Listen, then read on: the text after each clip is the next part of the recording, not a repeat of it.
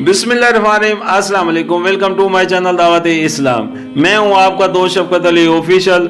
उम्मीद करता हूं कि आप सब लोग ईमान के आला दर्जे पे होंगे। सूरतुल अल नाम के आयत नंबर 91 का तर्जुमा, उन लोगों ने अल्लाह का बहुत गलत अंदाजा लगाया जब कहा कि अल्लाह ने किसी बशर पर कुछ नाजिल नहीं किया है। इनसे पूछो फिर वो किताब जिसे मूसा अलैहिस्सलाम लाया था, जो तमाम इंसानों के लिए रोशनी और हिदायत थी, जिसे तुम पारा पारा करके रखते हो, कुछ दिखाते हो और बहुत कुछ छुपा जाते हो, और जिसके जरिए से तुमको वो इल्म दिया गया जो ना तुम्हें हासिल था और ना तुम्हारे बाप दादों को।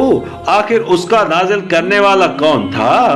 बस इतना कह दो कि अल्लाह, फिर उन्हें अपनी दलील बाजियों से खेलने के लिए छोड़ दो।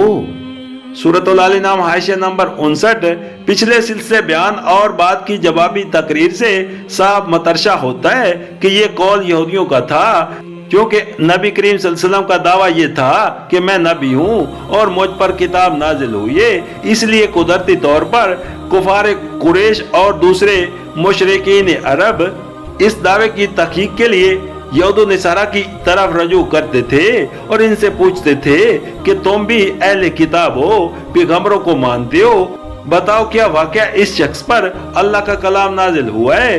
फिर जो कुछ जवाब वो देते उसे नबी करीम सल्लल्लाहु अलैहि वसल्लम के सरगर्म मुखालिफिन जगह जगह बयान करके लोगों को बरखस्ता करते फिरते थे।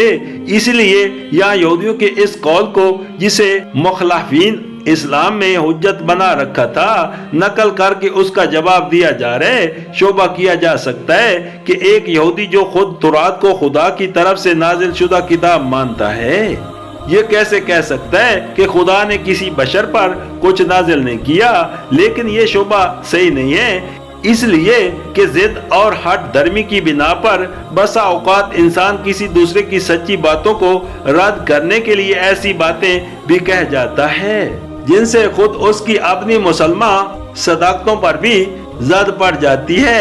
ये लोग नबी करीम सल्लल्लाहु अलैहि वसल्लम की नबूवत को रद्द करने पर तुले हुए थे और अपनी मुखालफत के जोश में इस कदर अंधे हो जाते थे कि नबी करीम सल्लल्लाहु अलैहि वसल्लम की रिसालत की तरदीद करते करते खुद रिसालत ही की तरदीद कर गुजरते थे।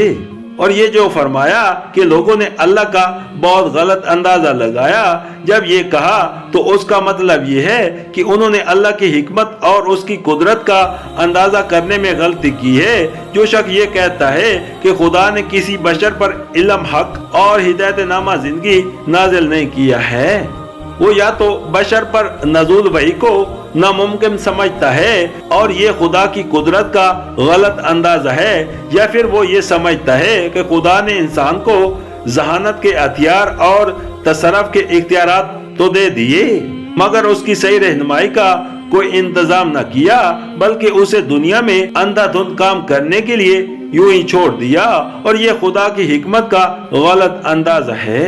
सूरतुल अल नाम हाशिया नंबर 60 ये जवाब क्योंकि यहूदियों को दिया जा रहा है, इसलिए मूसा अलैहिस्सलाम पर तौरात के नज़ूल को दलील के तौर पर पेश किया गया है, क्योंकि वो खुद उसके कायल थे।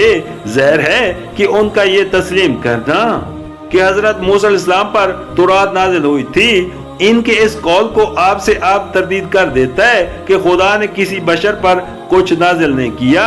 नेज़ा इससे कम से कम इतनी बात तो साबित हो जाती है कि बशर पर खुदा का कलाम नाजिल हो सकता है और हो चुका है।